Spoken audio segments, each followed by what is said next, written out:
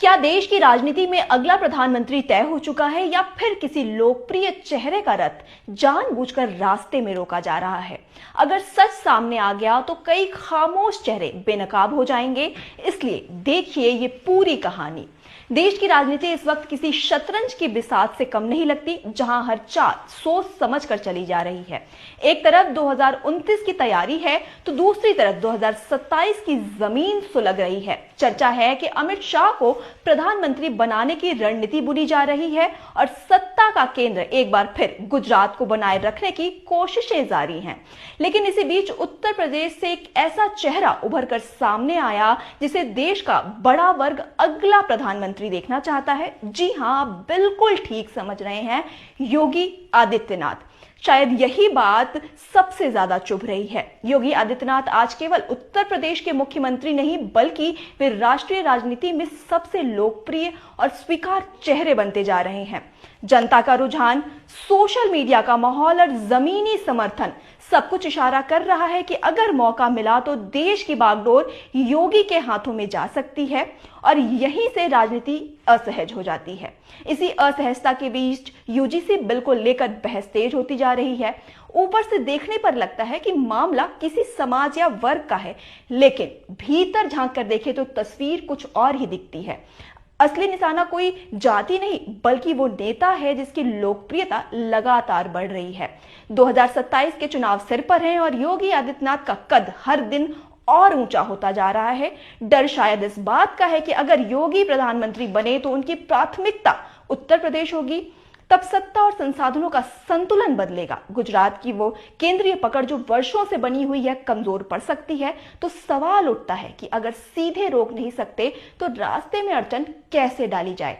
जवाब मिलता है नीतियों, दबावों और मौन के जरिए। योगी आदित्यनाथ की सबसे बड़ी ताकत ही आज उनकी सबसे बड़ी चुनौती बनती जा रही है। ना कोई भ्रष्टाचार, ना कोई आरोप और ना ही कोई दाग।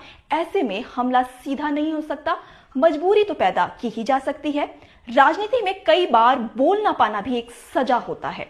संगठन, अनुशासन और सत्ता की सीमाएं, इनके बीच नेता को चुप रहना पड़ता है, भले ही भीतर कितना ही असंतोष क्यों ना हो। इसी पृष्ठभूमि में प्रयागराज की घटना सामने आती है।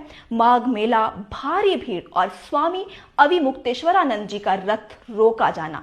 प्रशासनिक दृष्टि से यह फैसला पूरी तरह जायज था, लेकिन इसके बाद जो माहौल बनाया गया वो सवाल खड़े करता है। अचानक वही चेहरे समर्थन में दिखने लगते हैं जो आमतौर पर हिंदू मुद्दों पर चुप रहते हैं। भाजपा के बड़े नेता मौन रहते हैं और तभी केशव प्रसाद मौर्य का बयान आता है कि जो हुआ गलत हुआ, जांच होगी, दोषी बख्शे नहीं जाएंगे। ये बयान सिर्फ बयान नहीं लगता, बल्कि संकेत देता है। और जब उसी क्रम में स्वामी अविमुक्तेश्वरानंद जी केशव प्रसाद मौर्य को अच्छा मुख्यमंत्री बताने लगते हैं तो तस्वीर और भी साफ हो जाती है। ये सब अचानक नहीं लगता, बल्कि एक क्रमबद्ध कहानी का हिस्सा नजर आता है, जहां एक मोहरे धीरे धीरे बढ़ाए जा रहे हैं, बयान सोच समझ कर दिलवाए जा रहे हैं और माहौल इस तरह बनाया जा रहा है कि असली निशाना सामने न दिखे। प्रयागराज की घटना अब सिर्फ एक प्रशासनिक प्रसंग नहीं रह जाती, बल्कि सत्ता के भीतर चल रही खींचतान का प्रतीक बन जाती है। सवाल यही है कि ये घटनाएं सच में अलग अलग हैं या फिर उस शतरंज के बिसात का हिस्सा हैं जहां अगली चाल देश की राजनीति की दिशा तय करने वाली है।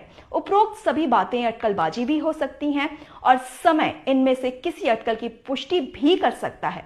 अब क्या होगा और क्या नहीं, ये सब तो आने वाला वक्त ही बताएगा। वैसे आपको क्या लगता है? कमेंट में खुलकर लिखिए, हम पढ़ रहे हैं। और देखते रहिए अनादि टीवी यूपी। नमस्कार। चाय बेचने वाला पूरा भारत बेच रहा है। सच बोल रहा हूं मैं कि चाय बेचने वाला पूरा भारत बेच रहा है। इसी काम में हासिल उसे महारत बेच रहा है कि रेल बिक गई, तेल बिक गया, बिका हवाई अड्डा। रेल बिक गई, तेल बिक गया, बिका हवाई अड्डा। सब कुछ बिकता देख के खुश हैं अपने जेपी नड्डा। के जनता महंगाई की मारी करती हाहाकार, कहाँ सोया है चौकीदार, जिंदाबाद। कहाँ सोया है जिंदाबाद। चौकीदार।